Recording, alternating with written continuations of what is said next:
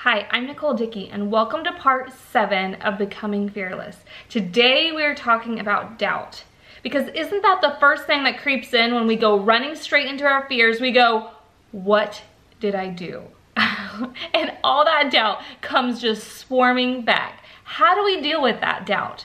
Today we're going to go through Acts 22 through 26 and figure out just how.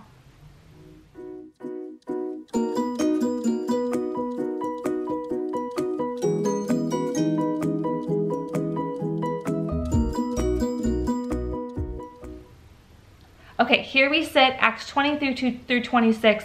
We're going to do a quick recap of where Paul is, what's going on with Paul. Remember where we left him in Acts 21 in part 6. He had just gotten arrested in Jerusalem. So here he is in Acts 22. He goes before, he's got like many little court cases, we're going to call them. That's how we could identify him in today's world. But Paul immediately starts telling his story in this first little court case, summing up where he was. Like, remember, he was on the road to Damascus, the bright light, basically starting from the very beginning of his life and where he is now. You see, the crowd gets even more angry because this first little court case was a lot of Jewish people. So they're very mad that he would identify Jesus as the risen Savior. So even the commander who was there beats him to get him to confess his sin. He can't figure out how to prosecute Paul because he can't figure out what his sin actually is or why these people are so mad at him.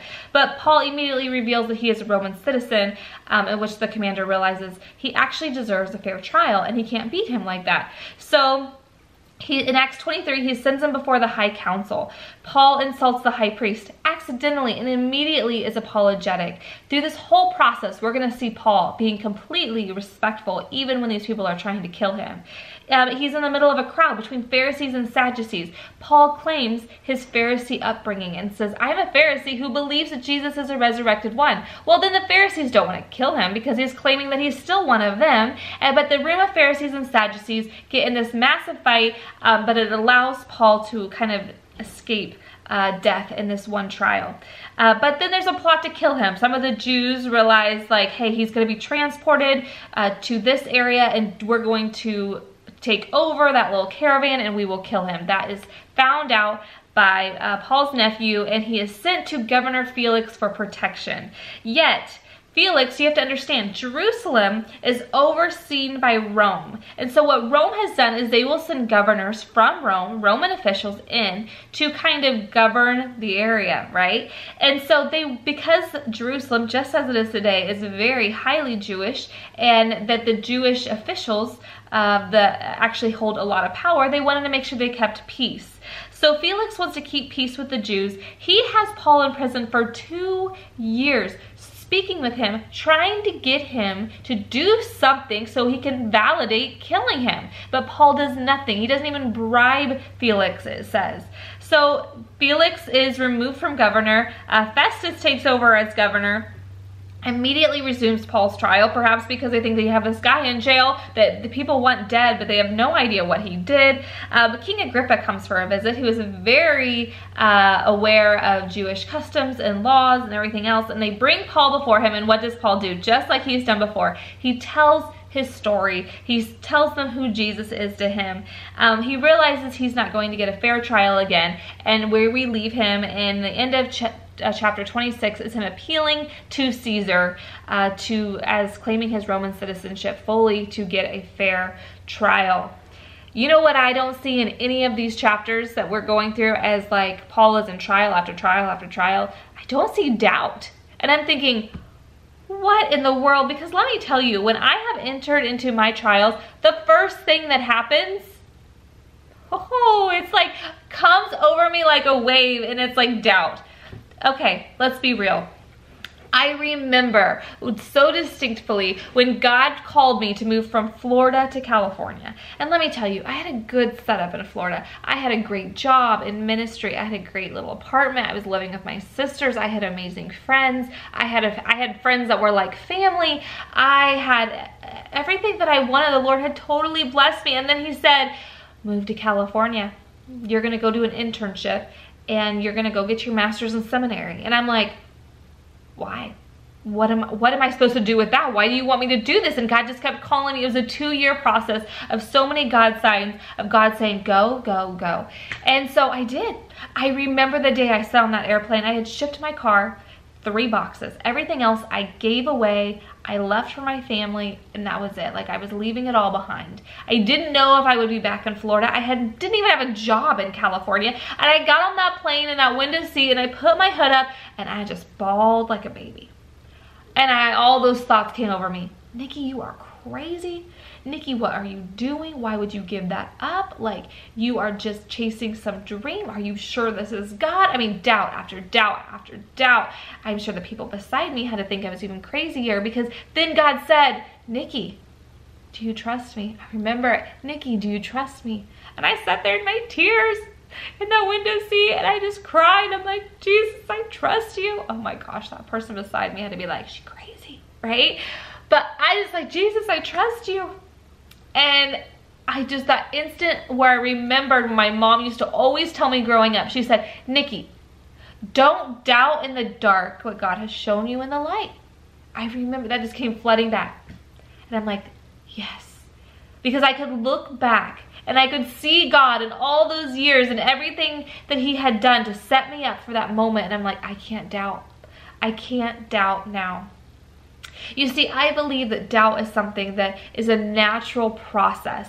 I don't think that we move and we face those fears. We've been talking like in part 6 about doubts that we have to like run into, right? So if we're trying to get rid of bad friends, if God's calling us into a new adventure, if all these things, we're trying to get out of a bad relationship, I don't believe that we like go running forward and we just run straight to the other side through and we're like, woo, finish line. Oh, I believe most of us stop in the middle and we look around and that doubt just comes swarming in. I think doubt is a natural process, but I still think it's our choice what we do with that doubt.